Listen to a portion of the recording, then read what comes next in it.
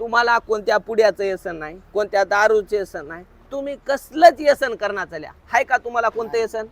हा, तुम्ही जेवाल्या आंघोळ कराल्या आपलं आपलं कामाला निघून चल्या हाय का नाही? लहान वयामध्ये तुम्ही घरची जबाबदारी घेतल्या, कुठं गावात कीर्तन असलं कीर्तन ऐकायला चल्या, अशानं तुमचे लग्न होतात होय रे? तुम्हाला जर लग्न करायचे असतील तर तुम्हाला घरी येताना पावशेरी पिऊन यावं लागेल. आधी गलीतल्या लोकाला शिवा द्यावा लागतो, मग गावातल्या लोकाला शिवा द्यायच्या, आणि मग घरी आल्यावर शिवा द्यायच्या. आणि मायनं भाजी केली ती खरट जरी होईना गेली त्याच्यात थोडं मीठ टाकायचं आणि मायला शिवा द्यायच्या. दिसल त्या माणसाला उर्मट बोलायचं.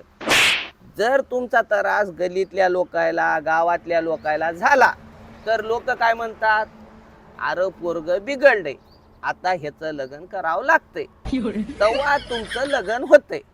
आता तुमचं तुम्ही विचार करा कसं वागायचं. लग्न जर करायचं असेल तर म्या सांगलेला उपाय 100% करावा लागतोय.